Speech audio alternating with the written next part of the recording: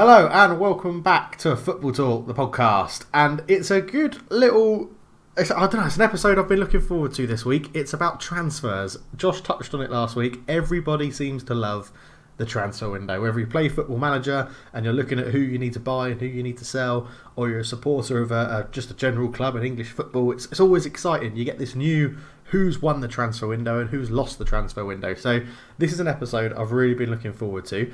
But, you know, I've got to have an able-bodied discussion partner. So, Josh, say hello. Hello. Yes, he's there as ever, which is wonderful. So this week, we're actually going to start, we normally go straight into the wiki files.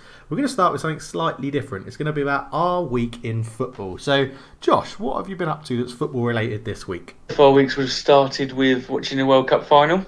So that was what it was. But what else have I... We'll talk a bit more about that. But other stuff I've done... I ventured into the world of classic football shirts. Hero. I play kind of bi-weekly on a Thursday night. The textbook is, playing white, playing red. So I was like, well, I'd like to buy a red shirt. So I went and found a red shirt that I would buy. I'll just send it over to you now. And I am somewhat in love with this shirt I bought. It is the Fiorentina third kit from the 16-17 season. I was like, oh my word, that is beautiful. That is a wonderful, wonderful kit. I really like the look of that. It will be on screen now, so you guys can all see it as well. That is a super... I never even thought of red for Fiorentina, but that is a lovely kit. That is and in your physique, Josh, that would be superb. yeah, you can see the abs. That's actually me modelling. I've just chopped off my arms and head. Yeah. I thought it was such. Okay, interesting. So a bit of is that a 5-a-side or 6-a-side? We play on a 3G pitch, and it's kind of like hopefully get to about 7-a-side really on a third pitch. So it's with like kind of neighbours and friends. So unfortunately, ironically, we didn't even manage to play this week because not enough people were able to play. But I've only started up again recently and really enjoying it. So I love a bit of football. But yeah, very exciting. Excellent. So my week in football has been, well, not as busy as it normally is. So Saturday and Sunday, obviously, at the weekend was the World Cup third and fourth playoff and the Cup final, which, as Josh has said, we'll get on to in a minute just to give a quick review.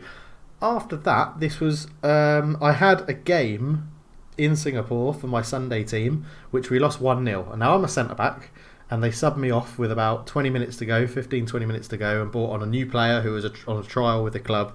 And he was very, very good, but they conceded. So I'd like to...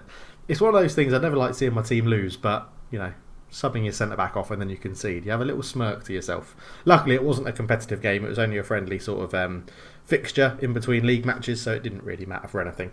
So I had a game on Sunday. Then my midweek game was cancelled. But today, I've just gone and picked up my new shirt, my new kit, which I'll get a photo of and I'll put it on. And I've got my favourite number. My new kit for my actual club that I play for in Singapore. Right. Yeah, I got my favourite number 3, and it's even got my name on the back.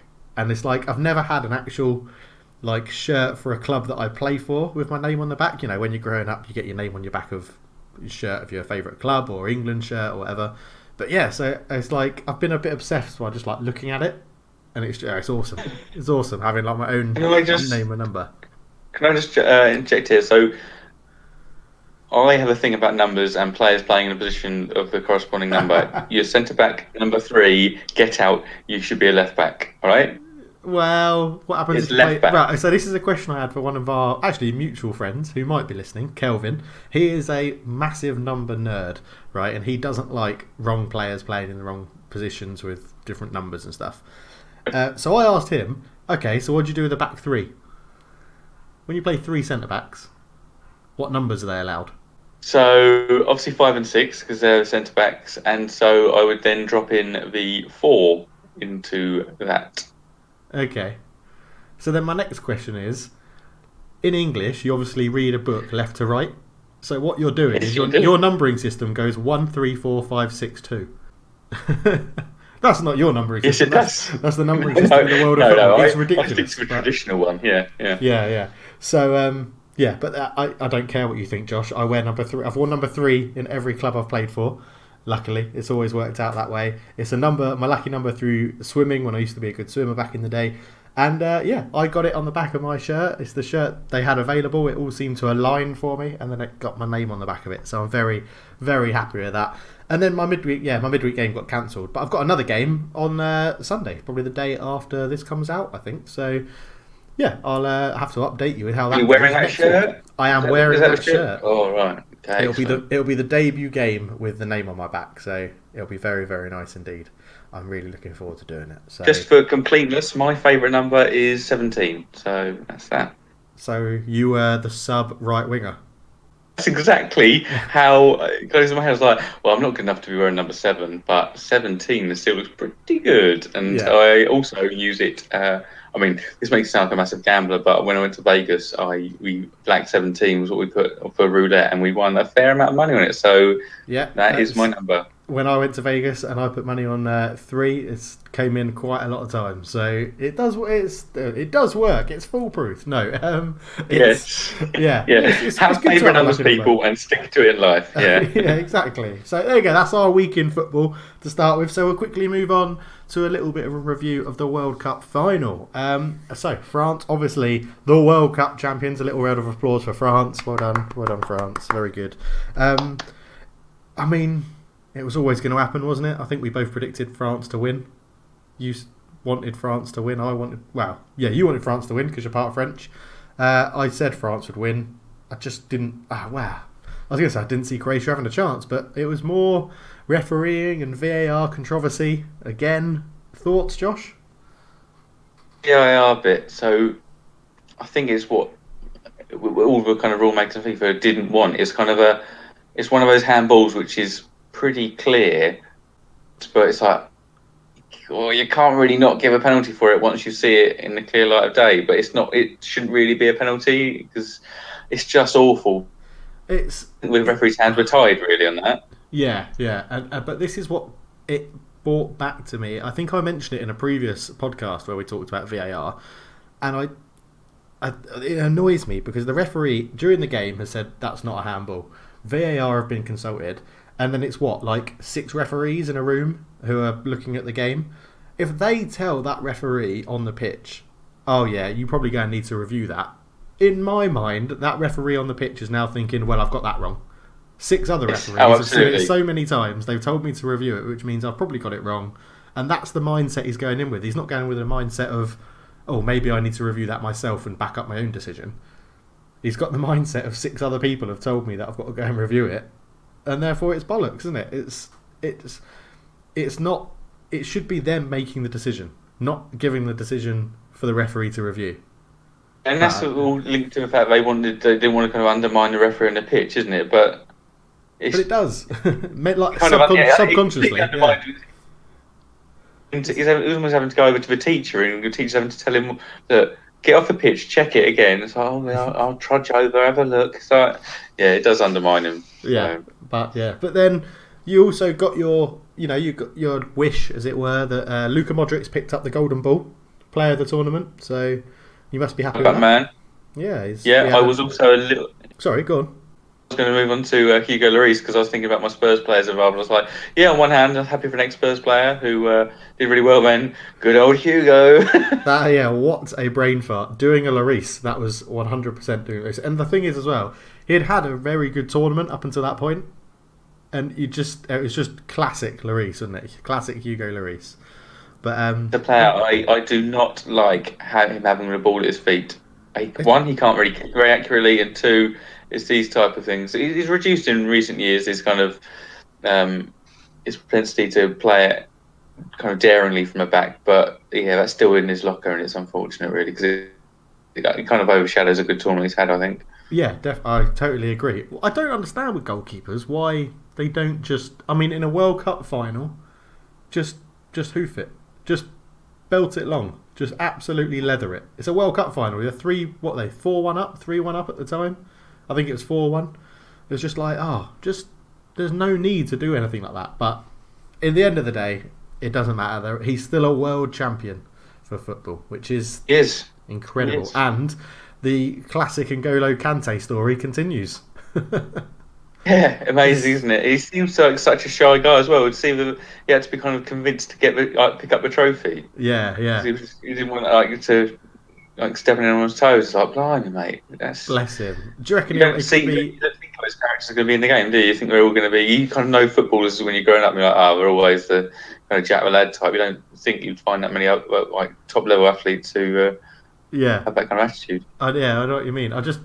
Part of me really wants to think that, when he retires and he's got all of his money, he's just going to go on a huge bender, get absolutely hammered, do all the drugs in the world, and then there'll be this news story about him, and everyone will be like, "Yeah, but it's N'Golo Kante. Nah, just let him off. Just let him off. He's fine." It's not him. Yeah, Yeah, yeah, it's he'll not balloon him. to a really fat mess as well. He'll be just huge Yeah. ball of a man. So basically, he'll be Diego Maradona, but without all the drama Yeah. during his career. So, but yeah. He's a very clear line between the business and the personal life. Yeah, yeah. So just on the World Cup final, the one thing I did want to go through, if you saw it. Oh well, is there anything else you need to discuss about the actual game itself before I move on very slightly? I wanted to talk about France overall. I wanted to Didier Deschamps. Okay. I feel that there's players you saw who were celebrating when they came on the pitch who didn't get a chance to play anywhere near as much, and I feel that's a failing of the manager. I mean, a success manager, obviously winning the World Cup, but you've done it, but you've not played. We've not played like Nabil Fekir. You've not really played in the side. It's just kind of like, can you not? Can you not? Surely the top managers for me will be able to function with a side who can get those players playing. It's a bit of a shame you didn't get to see that. You saw a pretty France side overall, I thought. Yeah, but it's more. I mean, he would argue if he was here. Get in touch, Didier. If you were here, he would argue that The list of him and Stuart Taylor. Yeah, him and Stuart Taylor. What a podcast that would be. That episode. Oh, cannot wait for that one. But what he would argue is that, well, why should I keep playing all those players when I've just proved that we've won the World Cup? Absolutely, he'll be like, well, I've shown the strength of character to actually not try and bow down to pressure and play the best players. I've played an effective side. It's just, as a fan, you kind of want to see fast-flowing attacking football with the best players playing. It's just a bit like, oh, come on. So that's what I was going to say. I mean, like, I think he actually did quite a good job, like, as with the substitutions, unlike the Euro final 2 years ago. I think Didier Deschamps did a very good job this year. However, it's slightly disappointing in a World Cup that was full of such free-flowing attacking football that a very pragmatic and, would you say, defensive-minded coach has gone and won it. Because annoyingly, it gives credence to people like Jose Mourinho that, defensive football and being pragmatic is always going to be a sign of being able to win. Which is a shame because, there was so much good attacking football in this World Cup. But, I mean, you can't really argue if they played pragmatic football and still scored 4 goals in a cup final. It's not too bad, I guess. Yeah, it's still impressive, yeah. Yeah, and it was the highest scoring cup final since like 1950 something or something like that, which was impressive. And the first time I'm getting into fact. I know you'll have a fact, Josh, so I'll carry on. And the first time since early 19s was World Cup that there was more goals in a cup final than the third and fourth playoff. So, yeah. I mean, facts normally work better when you get all the information. I realise. I was going to say, I typically like a fact which is accurate, but hey, just chuck it out there. Just chuck it in. It's fine. It's absolutely fine. No one's checking. It's all right. yeah. So, but anyway, I mean, the game aside, then we got the FIFA World Cup team of the tournament, which was revealed, done by an actual fan vote this year. So before I get into the actual team, did you hear about the story about how someone mocked up a team of the FIFA team of the tournament, and it had like Dejan Lovren in it and Harry Kane wasn't in it, and all the outlets fell for it? If you haven't heard it, go and read up about it. Just search for FIFA World Cup team of the tournament, I don't know, prank or something, and it will be all over the internet. It is quite hilarious and quite funny that so many people fell for it, and it got into a Mexican national newspaper. Their fake team of the tournament got into a national newspaper in Mexico, which was quite funny. But anyway, the actual team of the tournament, have you seen it as voted for by fans? Have you seen it, Josh? I've seen it. Yeah, Courtois in goal. Happy with that? Yeah, he did well, but I don't know. It's Courtois and Atletico. Yeah, Courtois at Atletico was like, oh, right, this is a great keeper. Then every year in the Premier League, he seems to have got a little bit worse. So, I'm okay with that. Okay. Hugo Lloris maybe, but okay, I can stomach it, yeah. I reckon, because it was done by, you got to remember it's done by a fan vote. This was done by a fan vote. I reckon Hugo Lloris would have been in there if he hadn't have done that cock up in the final.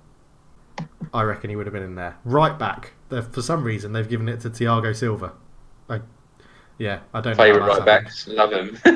I should be Kieran Trippier in my mind, but maybe I'm biased. Absolutely. Yeah. Centre back partnership of Diego Godin and Rafael Varane. Fantastic centre back, and Varane is just ridiculous. I mean, he's won so much at age 25.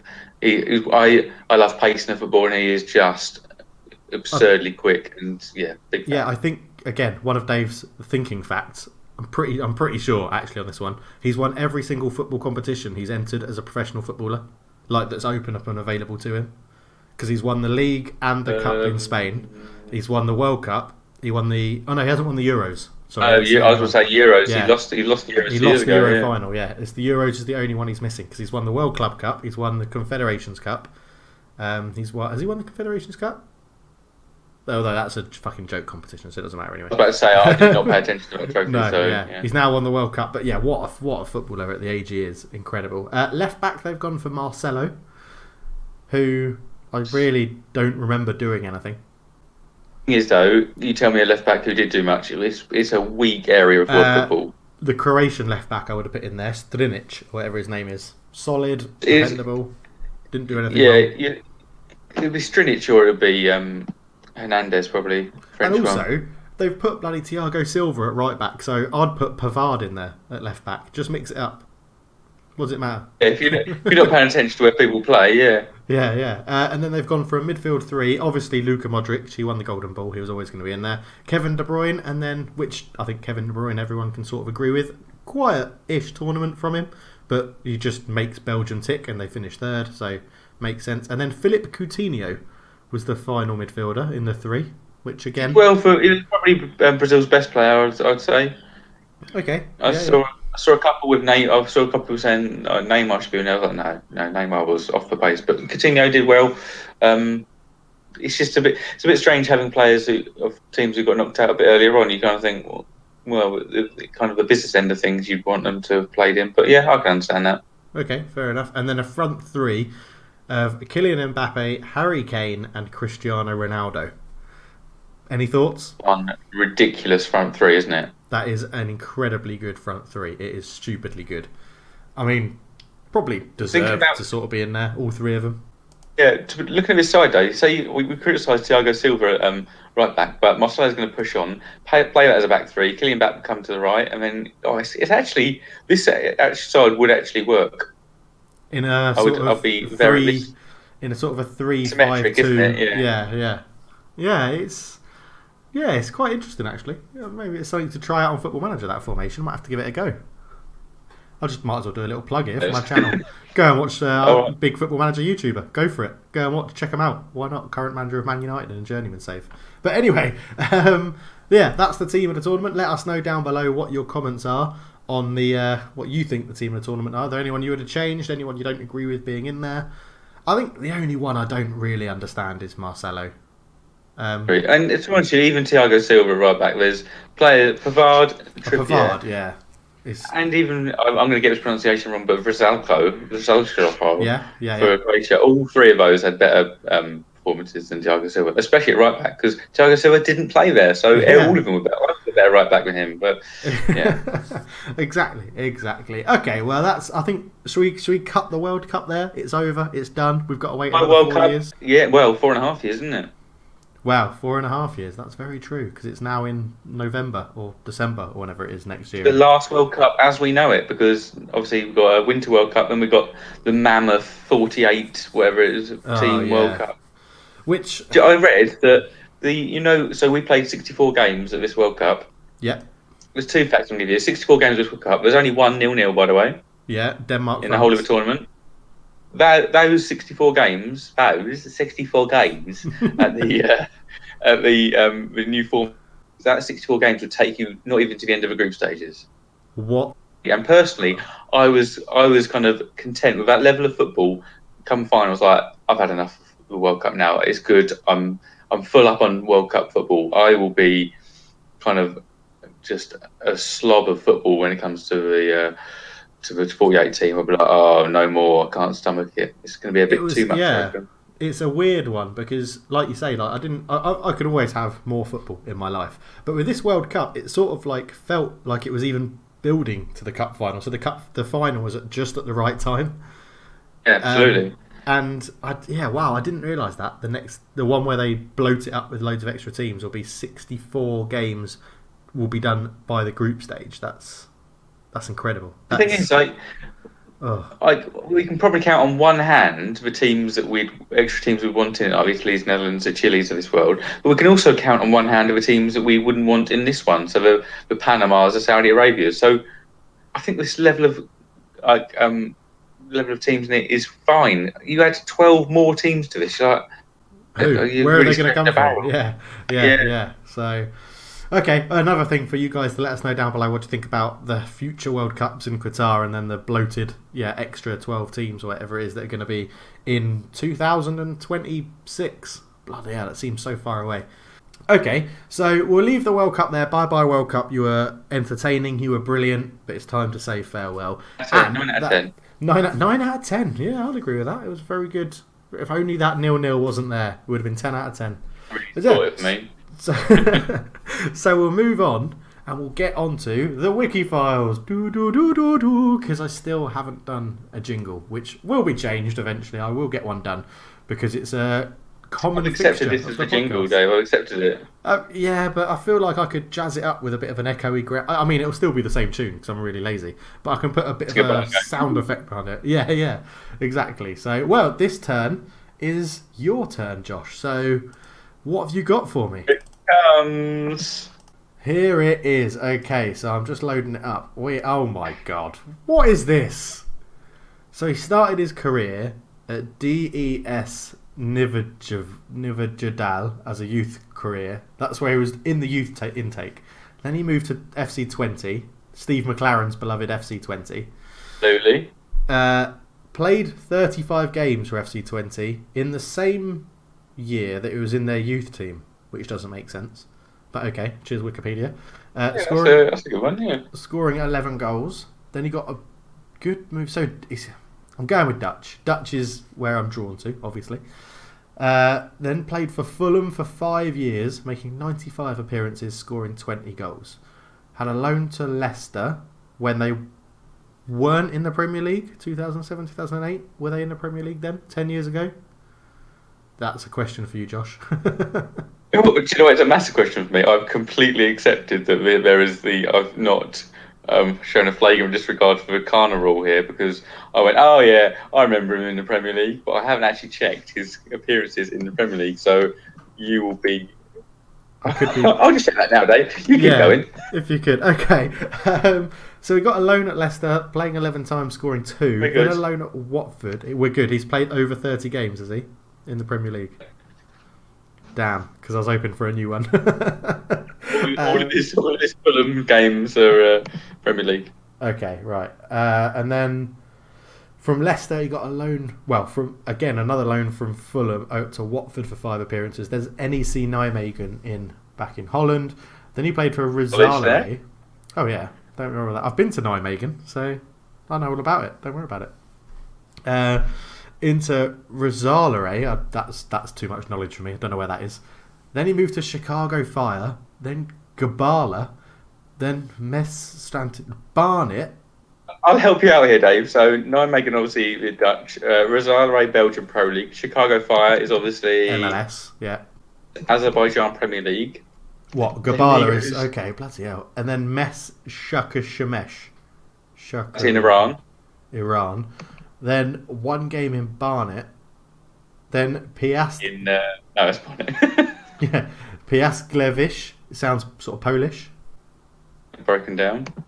Where's Piastglewice? He goes straight from. I don't know. In his breakdown, he goes to straight back to Pittsburgh. Yeah. Okay. All right. I also like the fact that in his wiki file it says when he was at Piaskelvik, or however you pronounce that, he was loaned to their second team. So he'd obviously lost anything he had by then. But right, so I need to focus on Fulham, Leicester, Watford, Dutch. He's got to be Dutch because he started his youth career in Holland. He was obviously burst on the scene as a youngster. Ow! 11 goals in 35 games. Check me out. Yeah. I mean, and then 20 in 95 isn't as good at Fulham. Oh my word, who did they have that was Dutch? Come on, Dave, you used to know Fulham really well. Oh. I used to love their team. What do you reckon he is, Dave? What are you going for? Position, I think he's an attacking midfielder. Way of answering age, but okay, yeah. Oh, age, sorry, I thought you said position. What age is he? Oh yeah, I don't know. So he retired in 2014. That's a short career, 12 years. Is that a short career in football nowadays? It feels like it sort of is. People seem to, when they do these sort of moves, like, you know, Iran and MLS and back to not even someone who's in the MLS, they sort of extend those careers longer. So it feels like this has been cut a little bit short. 41 goals in 205 games is awful. And he played in some terrible leagues. He didn't score many goals. No. Past his first two clubs, did he? Give me... Can I have his international career, please? Which I think will be pretty pants. Career. I don't think it's going to help me out very much. Okay, so we got 2 Netherlands caps in 2004. Okay. Peak, that must be when Fulham went, yes, you've played for Holland, you scored 11 goals in 35 games, come on over. Yeah. Oh man, I'm really struggling with this because he didn't even get, like in 2002 to 2004 when he burst on the scene was FC20, he didn't even get a cap for the Netherlands under 21 team there. He got them in 2004 to 2006. So he actually went pretty much straight into the full team. I'm struggling to think here. I'm struggling to... Got any Dutch Fulham strikers in your head? No. And that's what's really, really bugging me. That will make it more difficult for you. What, if I don't have a Dutch Fulham striker in my head? Yeah. So... Yes. I've also given you his position. You've just given me his permission. Yeah, thanks for that, because I didn't have that. So I don't. I'm really trying to rack my brain to think, do I have... Let's give you another clue. Hang on, give me a bit of a second to think about it. I've got something. It'll be in my head somewhere. It really will. It's the loan to Leicester. Yeah, I mean that's a bit of a. I don't think that helps at all because he gets loaned down to the Championship at that point. All right, give me another help. Give me another bit of help. Because he has 2 brothers in football. He has 2. Well, at least brothers. one of them. Both of them still playing. Collins John. John, he gets it. Yeah, because I know his brothers from Football Manager and stuff, and I know that if you ever, because he used to be Collins John in it might have even been Champ Manager back then, but if you bought him in, you had really crap the adaptability to help him settle into new places. So if you bought his brother, if you went and just signed one of his quite shitter brothers, if I remember rightly, then he sort of became happy because he had someone he knew and he had a favoured personnel. Yeah, Collins John. Oh wow, that was a really tough one. That was a really tough one. Sorry, yeah. He's got a brother, Paddy John. Paddy John. Who still plays in Holland, yeah. But then Ola John is probably the best of the brothers because he's at Benfica. Yeah, okay. That was a good one, an entertaining one. That I think a lot of the listeners will struggle to get that one. Because it was what threw me off was the Leicester City loan because I just don't remember that happening. But yeah, Collins. So how did you come across him?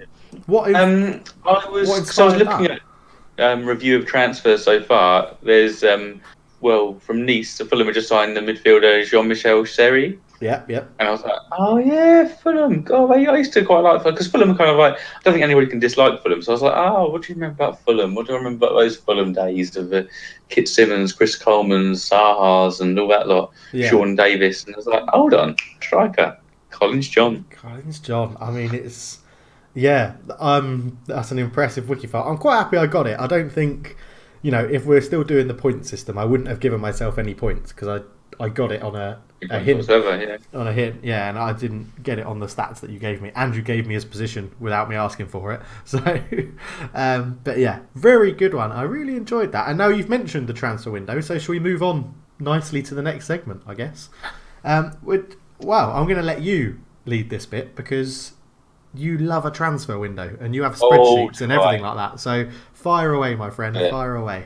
So I'll just give a little bit of information about my love of transfer windows. I'll meet up with one of a mutual friend of ours, Owen, on transfer deadline day. Would normally sit and watch Sky Sports News roll in and see what happens. So I just love the transfer deadline, but I also love, that is what I love about football with transfers. Like, Football Manager for me, I love it, but with sure I've got covering both positions, two players in each position and setting up. I'm more of a kind of director of football, really. I'm more of a Harry Redknapp kind of like, look, I've got your players, just play, go and play, boys. Okay. I don't know learn about tactics and stuff, but I really just love buying the players. So every year I have a rolling Tottenham Hotspur spreadsheet where I'll give a list of the players currently in the squad. I will I'll work out the players I want to sell. I'll put down value. I use Transfer Market, lovely website, to work out the fee I'd get in for them, the wages reduction, from selling them, then the players I buy in, their wages, so I can see if I kind of balance off my net spend. Then I'll have kind of put them into different positions, and so I'm going, this is my first 11, second 11. I love it, absolutely love it. That is intense. Yeah. That is a lot of work. That is a lot of work. It sounds like a lot of work, but you love it. A couple of hours every night. Yeah, it's taken on from the actual Football Manager. What are you doing, Josh? Just sorting out transfers for my Spurs side. I have no influence over whatsoever. Just firing off an email to Daniel Levy. He'll get it. Yeah, sign these bad boys. So I took this opportunity this week to kind of expand that to look at the top six and kind of go, here's where I think they're strong, here's where I think they're weak, and kind of what I maybe where we can talk around where we think they need to strengthen and kind of look at it like that. So that's what I've done for the top six this week. So we'll start with Arsenal, you reckon? Okay, interesting. Yeah, that sounds very good. And it also leads into a question we got last week after the podcast of what do we think about Arsenal's transfer business? So I guess we're going to kill sort of two birds with one stone here. So yeah, Arsenal, they've been busy, haven't they? They've been busy. They've signed new keeper, Bernd Leno. So that probably points at either Czech or Spina going, because you don't need three international goalkeepers. Well, Leno's not quite, but of top level goalkeepers, do you? No, it's a very interesting one, that, because it was around about 20 million, I think, something like that, 19 to 20 million. And paying that sort of money suggests he's going to be the first choice goalkeeper, as you say. And I think, I don't know, my natural thing is, well, they're going to sell Ospina, but rumours are about that it's Cech that's out and he might be going back to Chelsea. But would you, if you were Petr Cech, you're 34 or 33, 34, you don't want to be a backup goalkeeper, you don't want to be the cup goalkeeper. You want to go out there and have your heyday in your last little bits of your career. But I think it's a great signing for Arsenal. I think a new goalkeeper was quite clearly what they needed. Petr Cech had one of the worst save percentages in the league last year for shots faced. So yeah, I think it's a good signing. We'll have to see how he adapts and if he can adapt. I don't know too much about him. I don't even know how Bayer Leverkusen finished last year, but I know a lot of Leverkusen fans were sad to lose him, so he must be a pretty good goalkeeper. Yeah, and your kind of the point about how they're going to adapt is my overarching thought on Arsenal's transfers at the moment, because none of them have Premier League experience, and I think that if you want to hit the ground running, you've already got a new manager. Maybe he knows some of his players. You sign Premier League players, you already have a little advantage because they know how the league works. Because there's one adapting to a new country and a new league, but if you're only adapting to a new club in the same league, I think that helps you to go. So I think it's a little bit too much up in the air for me for Arsenal at the moment. But we'll go on to the other players they've signed so far. So they've signed Stefan Lichtsteiner, backup right back. I'd imagine Hector Bellerin will still be their first choice right back. They've also signed Socrates Papastatholopoulos, I think is how it's pronounced if you slow it down a lot. But that one, and Lucas Torreira at centre mid as well. So they've covered areas was potentially weak. So goalkeeper, I think, was Czech's powers were waning, as we mentioned. We only really had Bellerin at right back. Callum Chambers could have played there. They got rid of Debussy, and it was an area they needed support. And Lichtsteiner is an experience. Well, I also sort of that for old right back, but when he came on for Juventus against Spurs in the Champions League, he changed the game. He's a decent player and a good kind of leader as well. Yeah, I also think he's there as a presence as well. Like Hector Bellerin will learn quite a lot of stuff. You would imagine will learn quite a lot of the defensive game from Stefan Lichtsteiner. It won't be. I mean, Hector Bellerin doesn't really need improvement pushing forward. He needs improvement actually how to be a defender. So I imagine there'll be quite a lot of one-to-one tutoring. That's in Football Manager. That's exactly what I'd be using Stefan Lichtsteiner for. He's brought in as you're a backup. You'll play the odd game. You'll come on when we need to secure a win. But yeah, I need you to sit down with Hector Bellerin and tell him you're a defender. You need to know how to defend. And then, so I think we're now strong at goalkeeper, strong at right back. Left back, you've got Monreal and Kolasinac. I think that's decent. A couple of choices at left back. And then obviously signing Socrates at centre back kind of gives them a decent level of centre back kind of cover. You've got Koscielny, Holding, Mustafi and Chambers to go alongside that. I think Holding and Chambers that's for me is weak. I've never been. Chambers signed a new contract recently. I've never been a fan of him, but yeah, it's. I mean, the thing with Callum Chambers is that he's the sort of player that if he hasn't really ever impressed for Arsenal, and then he went on loan to Middlesbrough, I think it was, and you thought this is your chance to show, maybe you're not at the Arsenal standard and level just yet, but you're the best defender Middlesbrough had, and he still looked pretty shocking and shady in a Middlesbrough defence when you thought he should be dominating people. So yeah, I'm not a huge Callum Chambers or Rob Holding fan. I want Rob Holding to be good, because Rob Holding's obviously come from a lower league team in Bolton, signed at a young age. I want Rob Holding to be good, but I just don't think he's ever going to progress how Arsenal want him to.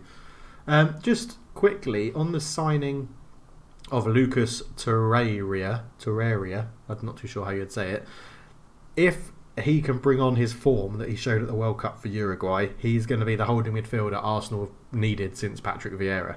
I'm not saying he's as good as Vieira, but he's going to be a million times better at holding midfield than Granit Xhaka. So I think that could be a very astute signing. Or El Neni, yeah.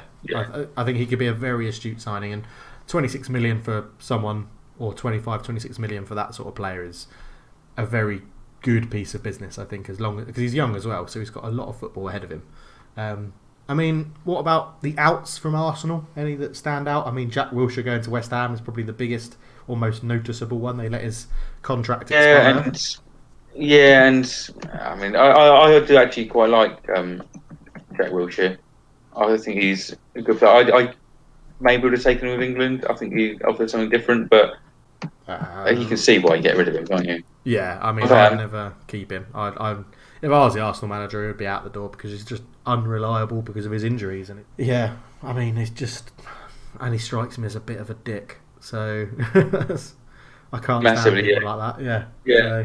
So they've got rid of players who need to get rid of. Jack Wilshere is injury prone. I mean, the next player is the most injury prone player since Diaby. I'd say Santi Cazorla, lovely player, but he's old and.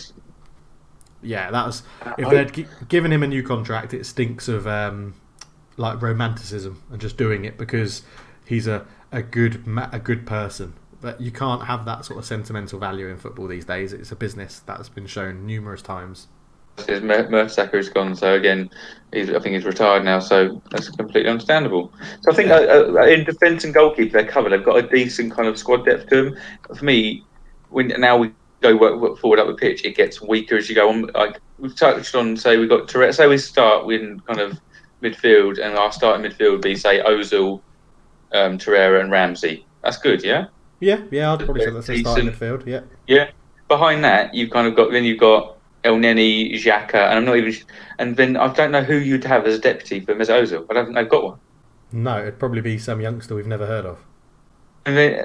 So then you go on the wings, and you got Mkhitaryan, good. You got Iwobi, Welbeck, Maitland-Niles. It's like really okay. Iwobi, I struggle to realise, and I struggle to understand how Iwobi's in the Premier League. I just don't get it.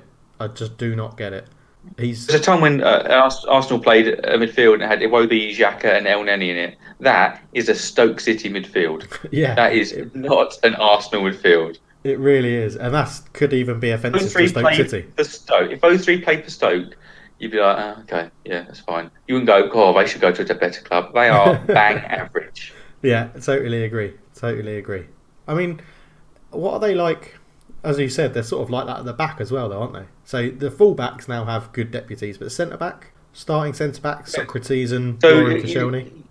Well, Koscielny's going to be injured, isn't he? So Mustafi would play. So then you got... I'll give you a kind of rundown of what a second 11 would look like for Arsenal. So say we Selchuk, we have Ospina in goal, Lichtsteiner at right back, Kolasinac at left back, probably, say, centre back, El Neni, Xhaka, and Iwobi, Elbeck, Maitland-Niles, and Lacazette. That is shite.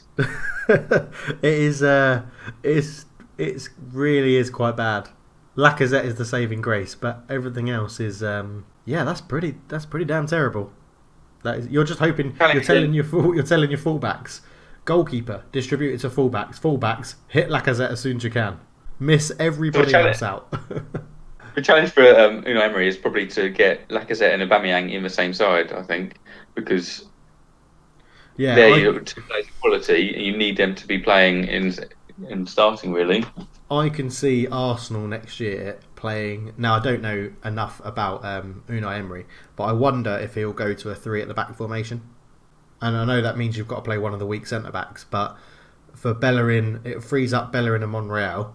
I suppose Arsene Wenger went to 3 at the back, didn't he, at the end of his career, but at the end of his management career at Arsenal. The back 3, didn't he? Yeah, and then you play like a flat back 3, 2 wing backs, sort of 2 central midfielders, Mesut Ozil in front of them, and then 2 up front in a sort of 5-3-2 formation, and that gives you Lacazette and Aubameyang, and gets rid of the need to play any of the shit wingers that you've got. To answer the question, I think they've done quite well in the transfer window so far, but I think it was such a tough task for them anyway. It's not enough. Yeah, my summing up of Arsenal is that they've done what seemingly is very well in the transfer window, but there's still a hell of a lot of unknowns. New manager, all new players to the league. There's a lot to solve still for Unai Emery and Arsenal. Best of luck. Yeah. So next on your list, Chelsea. The worst chant in football history. Sorry, obviously Brett Higgins is a huge Chelsea fan, so that's probably offended him. Long-time listener. Only the one player in, if I'm right, or if I got that wrong. And it was only done this week. Yeah, Jorginho. Yeah. Thoughts? According that he was about to sign for Man City?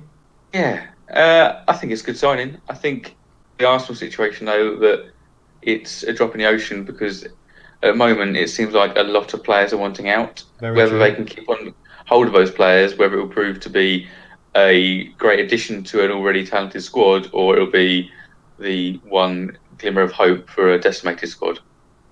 Yeah, okay, very interesting. That's true, because they haven't lost anyone of note really at the moment, but it's over that shoulder, isn't it? You've got that thing on the back of your monkey on your shoulder, which is, well, if Hazard and Courtois go, they could really, really struggle. And potentially Willian as well to Barcelona, or even Man United if you believe the rumours. But yeah, it's a very... Morata has been spoken about. Yeah. It's an odd transfer window, and it's even odder because the new manager, whose name escapes me, Seri, something like that, isn't it? Oh yeah. Yeah, he's obviously he was fundamental in Jorginho moving as well, but he's come out and openly said, "Oh, I'm not involved in who comes in. I'm involved in just making sure the team play well." I don't like transfers. I just coach players. He's not a transfer manager. Yeah. He's like let me crack on the training ground.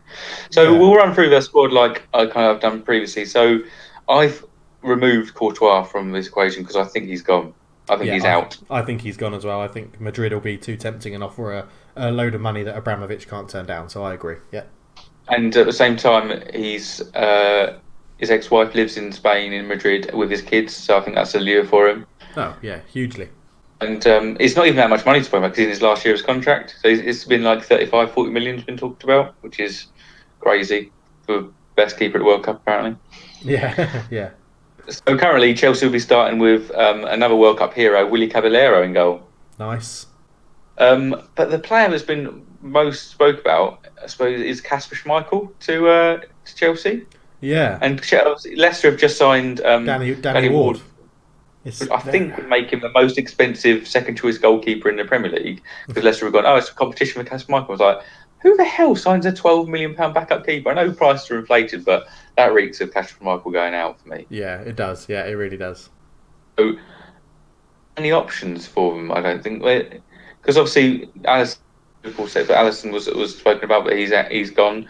I suppose there's Oblak maybe, but that's going to be a lot of money, and are Chelsea willing to pay that? There's a couple of Barca keepers, Ter Stegen, Alisson.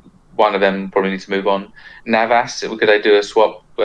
Navas and Courtois. Yeah, I think that's a big option, because obviously that's what Madrid tried to do originally with United for De Gea. So it wouldn't surprise me if they're trying to reignite something like that, but with Courtois. That is a vacancy for me, which is an interim vacancy which needs addressing and needs top class. Yeah. Fans would be happy if they got Schmeichel. I think they would. He's a very good goalkeeper. He's a very good shot stopper, and his distribution's okay, and he's proved at Leicester that he's got what it takes. If he's the calibre for Chelsea, I'm not too sure, but I think he's a very good goalkeeper. He had a decent World Cup. He's had a decent few seasons. Yeah. Part of me is because he's Peter Schmeichel's son, and it's kind of like I always think of sons being nowhere near their fathers when it comes to football. And I always think, he's not quite good enough, is he? But he is a good keeper. He is a very good keeper. That'll be interesting to get Chelsea fans' opinion, or anyone's opinion, in the comments if you've got a thought on it. What do you think? Good signing for a goalkeeper for Chelsea if they lose Courtois? I think from a personal point of view on Schmeichel, like if I was Kasper Schmeichel, it would be you would take the opportunity to show that you can play at a bigger club. It depends if he's that sort of character. Maybe he's comfortable at Leicester. You don't know, do you? You just don't know. But the fact they've signed Danny Ward sort of smells that Kasper Schmeichel's on his way out. So, all right, so let's move on to the rest of the side. So, obviously they play a 4-3-3 kind of now with Sarri. So, obviously they're playing a back three previously, and they were set up that fullback wise to play a back three, wing backs. Yeah. So now they have to shift it around a little bit. So they've got couple of wing backs at fullback with Alonso, and I can't see Moses actually working as a right back for me now. I think he might actually have to be pushed on to play one of the winger roles. Yeah. I think. Well, I don't see him playing, to be honest, this year. I don't see him being anywhere near as effective for Chelsea as he was the previous couple of seasons. Big question: can Azpilicueta play as one of the two centre backs? I think he's going to get shoved to right back. Yeah, potentially. But I think I really like Azpilicueta. I think he's been a phenomenal defender for Chelsea, and I think that right-sided centre-back of a back three is perfect for him. He's just he's a lesser player when it comes to playing full-back. He's still very good. He's fantastic because it's just his mental strength and it's just so determined. I think he'll be very good, but he'll be the more defensive of the full-backs for me. Yeah, okay. The other right back is Zappacosta.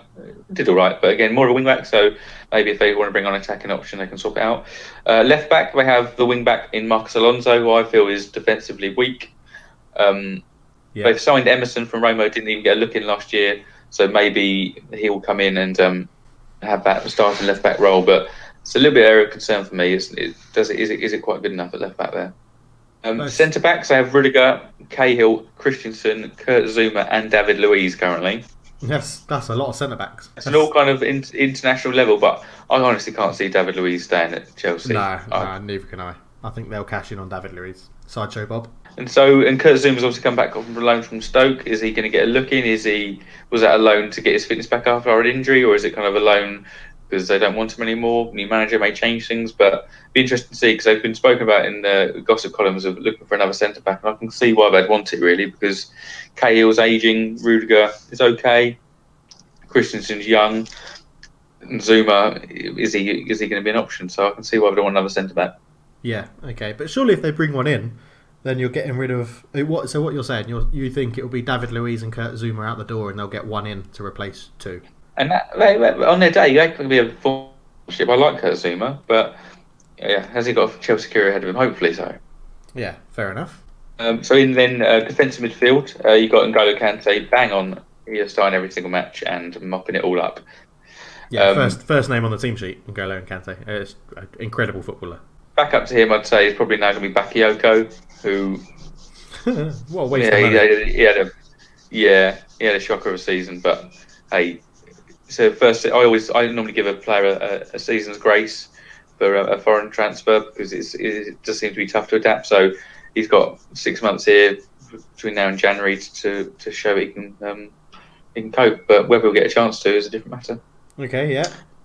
Probably the centre midfield kind of creative role was Jorginho, and then back up to him will be Fabregas. I mean, that's class. Both of them are classy on the ball. Cesc Fabregas is his best years are behind him.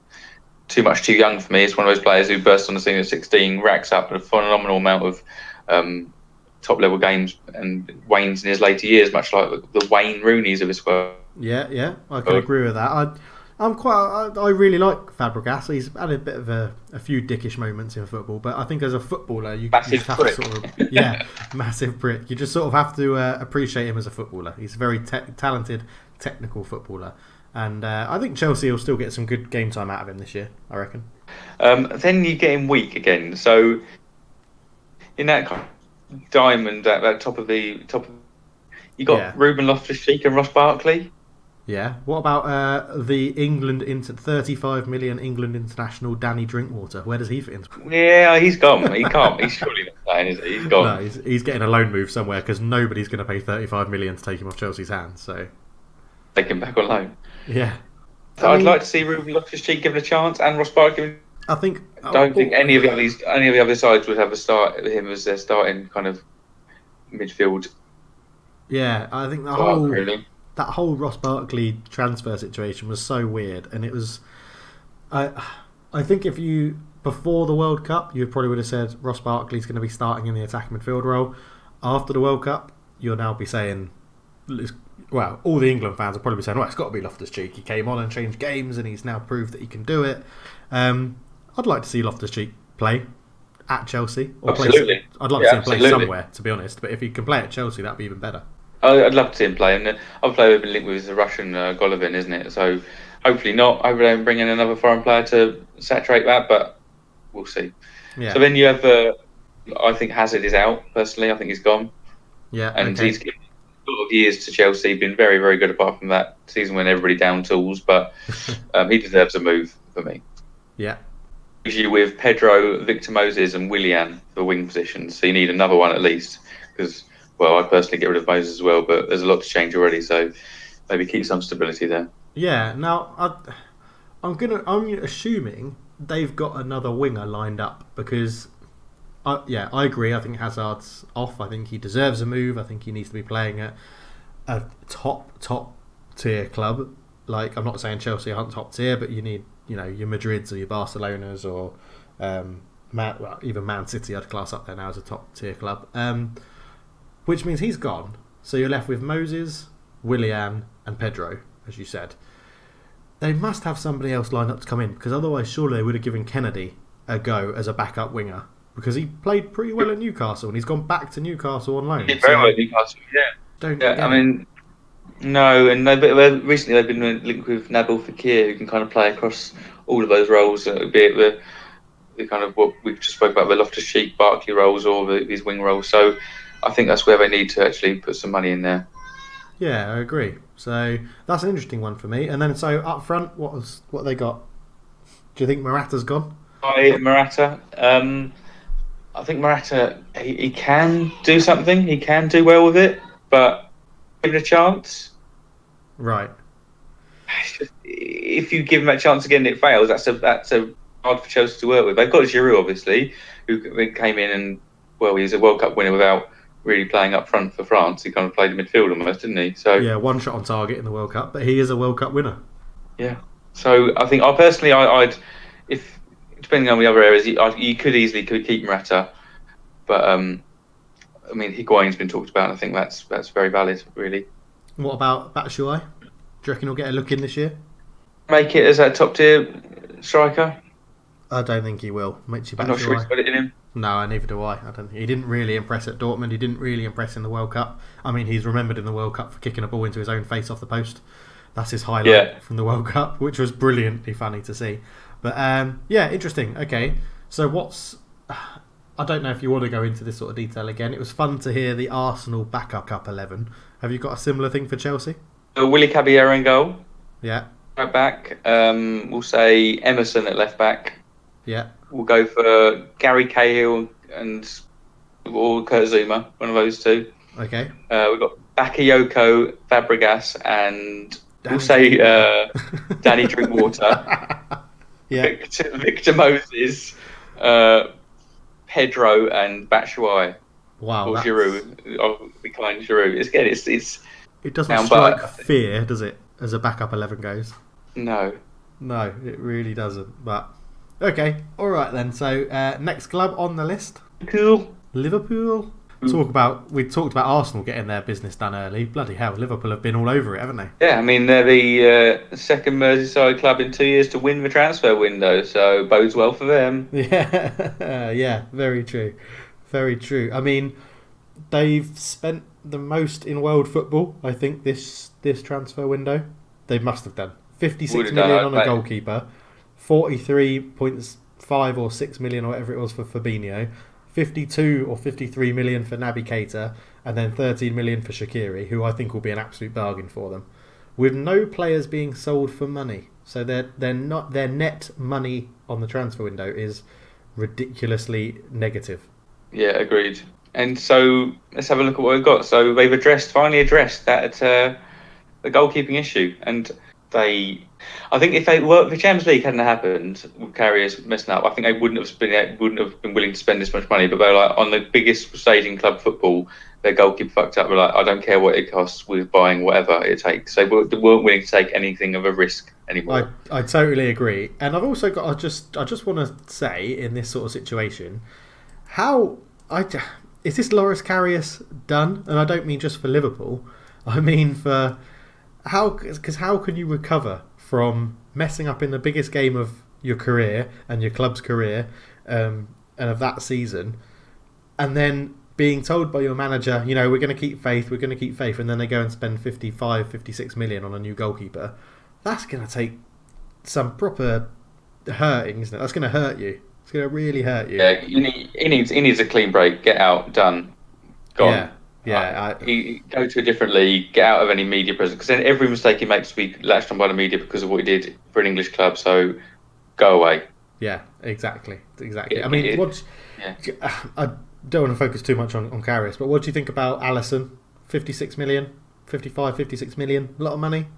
Is he worth it? Have you seen enough of him to know? Or I haven't seen enough of him, but what I've seen, I've been impressed with. But I mean, this is a guy who's had. I mean, he was Roma for 2 seasons, so 2 seasons of European football, but only played one of those. The first season he was kept outside by Wojciech Szczesny. But okay, doesn't bode well. That was Brazil side, but it's still a risk. Yeah. You're paying a lot of money. It's still a risk. It's not like you're buying kind of a peak goalkeeper with bags of European football under his bag. I'm not discrediting all the stuff he did in Brazil, but it's kind of just that. If you bought a Neuer, an Oblak, a Courtois, you seem like you know what you're kind of getting there, but it's still a risk for him, especially as the amount of money they paid. But I think it will pay off. Okay, fair enough. So moving then on to the defensive midfielder being brought in, Fabinho. Goodbye. Looks like a good player, but a lot of money. The Brazilian kind of James Milner can play fullback, can play in midfield, so I think it'd be a very good player for him. That was a kind of weird one. That was like flew under the radar. Like, we've announced Fabinho. I was like, blimey, normally hear some rumours beforehand. This was just straight in. So I found weird about it. There were rumours, but none of them were to Liverpool. It was United, Chelsea. I think Arsenal were linked with him quite heavily. And then, like you say, all of a sudden it was just like, hey, here's Fabinho holding a Liverpool shirt. Brilliant. It was very, very bizarre. And then obviously Naby Keita, we've known since it was... complete opposite. Yeah, it was it completed in the last January window? It was agreed that he would move this summer, something like that. It might even seem like last summer, I think, and then it changed a little bit in January, and then just very bizarre. And then everybody's favourite, well-built midget, Xherdan Shaqiri, coming in? I think he'll be a decent player. I mean, he seems like an inconsistent player, and I tried to come out and said he only appeared in, he went missing in the big games. It's like, well, that's all right for Liverpool because he probably won't play the big games. He'll probably play against the dross of the Premier League when the other players have played in the Champions League. So that's fine. Yeah, very true, very true. So that's all their ins. Only one real noticeable out, and obviously talking about John Flanagan going to Rangers. No, obviously Emre Can leaving to Juventus. Ward, obviously, but oh yeah, of course, Danny Ward's left as well, hasn't he? But again, we didn't see Danny Ward. Emre Can actually played a lot last year. Yeah, but no, they got a few players still to go out. So I'd say that I think Sturridge is out, and maybe a couple of other strikers. They've still got Danny Ings, Origi, and Solanke up front. So I imagine one or two of those will go as well. Yeah, and what about any midfielders you think going? Obviously Emre Can's gone, but they've sort of got rid of one, brought in two in a position that they've got quite a lot of central midfielders. James Milner, Jordan Henderson, Adam Lallana. There's been rumours that Trent Alexander-Arnold was going to play in centre midfield. So anything do you see going from those positions? No, because Ox is out pretty much for the whole season now. So I think they would have to be one heavy anyway to cover it. Okay. So I can see them keeping it. So let's quickly run through. So they've obviously got Alisson in goal. Karius, Mignolet, I'd imagine one of those will get sold as well now. Probably Karius after I spoke. Right back, Klein and Trent Alexander-Arnold. So that's very well covered. Yeah. Robertson did really well. Moreno is still there. It was a big no for me, but as backup left back, you can kind of accept it. Van Dijk, Lovren, Gomez, Klavan, Matip. I mean, they're a Virgil van Dijk injury away there from being back to square one at centre back. They really are. Yeah, whoa. No, they're a Dejan Lovren, World Cup legend, best defender in the world injury away from being stuck with only Virgil van Dijk. Let's remember that. Yeah. Dejan Lovren holding it all together at the Liverpool back four. Dejan Lovren is just a basket case. You can see him on the pitch. He's just on the brink all the time. He just needs to chill a little bit. Christ, man. Yeah. Moving into midfield then. They've got Keita and Fabinho. They've got Henderson, Wijnaldum, Milner, Ox, Lallana. That's covered. They are good there. They have got. So who starts? Who starts in that centre mid? Always keen to let your new transfers kind of settle. So I'd probably, pending how fitness from World Cup, I'd probably keep it similar. So Henderson and Milner in centre mid, and maybe Wijnaldum as well. I really like Jorginho Wijnaldum. I really like him. I think he brings that energy and the efficiency you need in a midfield. He lets people like Jordan Henderson just clear up the mess and then lets the attackers go on and do what they want to do. So I really hope he doesn't miss out, because I really like watching Wijnaldum. He's technically gifted as well. He takes the ball in tight areas and lovely his feet. So yeah, I'm a big fan as well. I agree. Yeah. And then up front, you obviously got your Fab Three, your Salahs, Mane's, and Firmino's.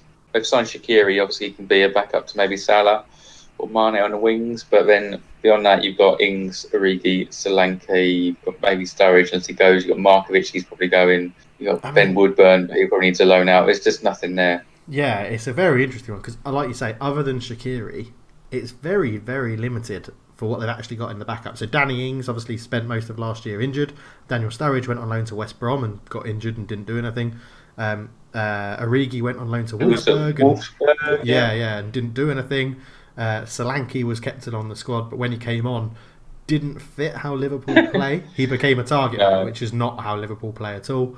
So I think, it's like you say, Ben Woodburn will probably go out on loan, but it's a very interesting dynamic in the fact that you wouldn't, like, a lot of people are like, why have they bought Shaqiri? He's not. It's rubbish. He's not going to play. He's never going to be needed. But he's actually probably not enough just on his own as a backup.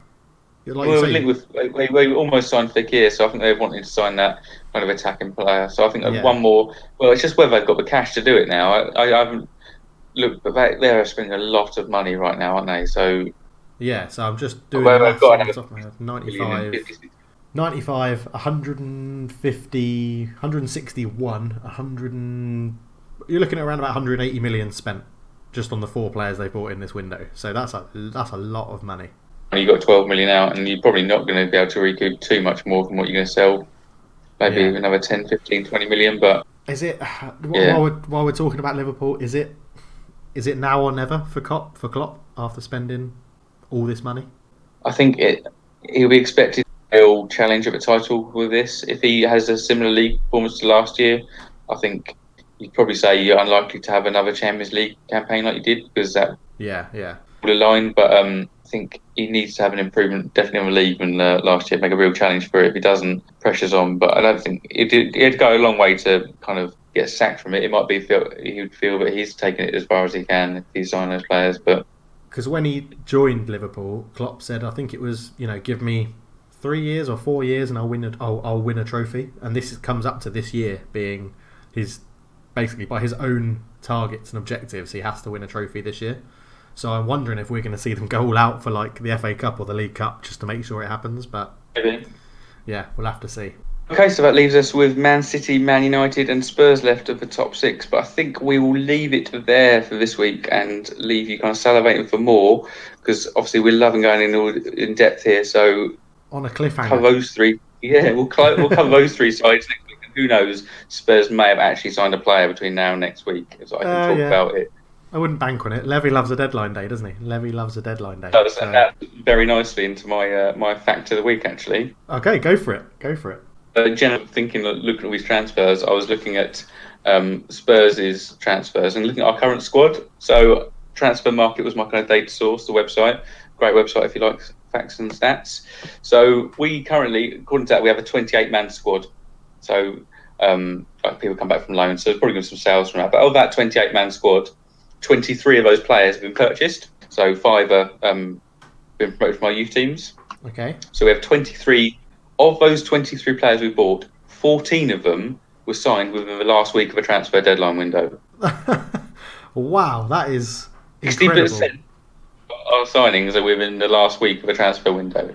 And I've included the last week, but those were signed on the deadline day. So it's just, I think the final week of this transfer window is where we'll see Spurs come to shine. Daniel Levy will wake from his slumber and business will be done. Yeah, he'll get those deals. Yeah, bloody hell. Well, I'll always remember like a transfer that lives in my mind was always the Berbatov to United transfer, where Levy left it till the last minute and eked as much money as he could out of Old Trafford and Alex Ferguson. So yeah, Daniel Levy's a good businessman. He knows what he's doing. So you've got to trust him, surely. It's not like he's... Yeah, I do trust him, but it'd be nice to see your signings already and like settled in, and I imagine Poch would love to see them in already. But hey, if we get the players in the end, we get the players in the end. Very true. So we will also. It's worth saying, I think in next week's episode we'll cover the questions regarding Liverpool. Regarding Tottenham, and the questions that came in from Brett with them as well. So excellent. Well, we'll leave that episode there. Thank you very much for your fun fact, Josh. As ever, I really like to hear them myself. So that was really good. We'll cover the other top 3 teams and the teams that were promoted in next week's episode, just to see what we think about their transfer business, who they need and what's going on with that. But for now, we'll say goodbye and farewell. So Josh, if you could do the honours. Goodbye everyone. You sounded really miserable doing that. And on that note, we'll leave it there. So thank you very much for listening. Tune in next week. Leave us a comment below to let me know what you think about transfers and things like that. And we'll chat to you all very, very soon. For now, we're out. Cheers.